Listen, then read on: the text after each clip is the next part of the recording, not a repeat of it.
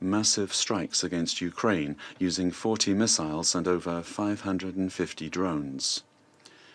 Russia must understand that these violations of NATO airspace in no way undermine our determination to implement strong, robust, and credible security guarantees in favor of Ukraine. Mr. President, Ukraine courageously accepted 6 months ago now the principle of an unconditional ceasefire. It has demonstrated its willingness to negotiate. President Volodymyr Zelensky has, for the past 4 months, expressed his readiness for direct negotiations with President Vladimir Putin. Yet, as world leaders gather here in New York to mark the 80th anniversary of the United Nations, such a meeting has still not taken place. Russia, on the contrary, continues its aggression, and Russia is now escalating its intimidation of Ukraine's neighbors. It continues to violate and undermine the principles of the UN Charter, the territorial integrity and the sovereignty of states. It is up to Russia to seize the offer of a ceasefire and the opening of negotiations, as called for by the UN Secretary-General and the entire international community. Mr. President, it is our responsibility as members of the Security Council to acknowledge the obvious and to call upon Russia to end these reckless provocations and to put an end to the large-scale war that it launched more than 3 years ago on the European continent. Thank you. I thank the representative of France for the statement. I now give the floor to the representative of China. President, I thank ASG Yancha for his briefing and welcome the high-level representatives of Estonia and other relevant countries to the meeting today.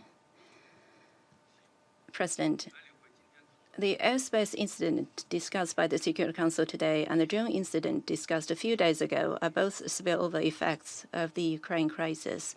They reflect the lack of mutual trust and growing suspicions among relevant parties and illustrate the complex and sensitive nature of the current European security situation.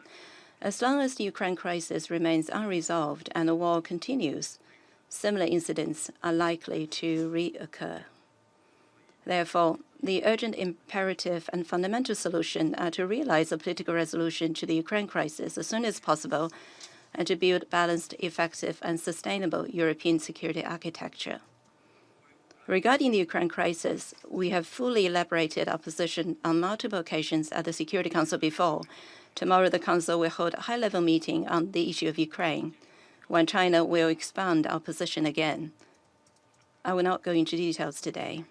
On the airspace incident, China urges the parties concerned to remain calm and exercise restraint, clarify facts and dispel doubts through dialogue and communication, avoid misunderstandings and misjudgments, and prevent the situation from expanding or escalating. We always maintain that countries should follow the purposes and principles of the UN Charter in handling international relations. Thank you, President. I thank the representative of China for the statement. I now give the floor to the representative of Somalia.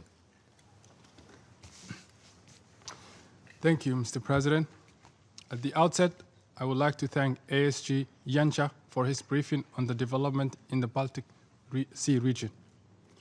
I welcome His Excellency, the Minister for Foreign Affairs of Estonia, to this meeting, as well as the representative from the region.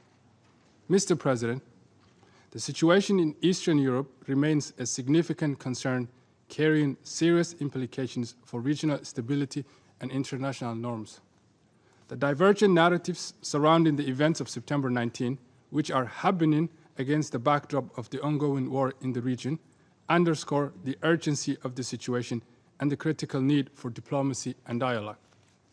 Such incidents highlight the fragility and volatility in the region, reminding us of the fundamental principles enshrined in international law and the United Nations Charter, including the peaceful resolutions of disputes. We firmly maintain that there is no military solution to disagreements over airspace or territorial integrity.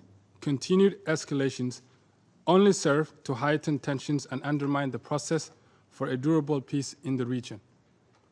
We believe that lasting solutions are found at the negotiating table, not through acts that can be interpreted as hostile.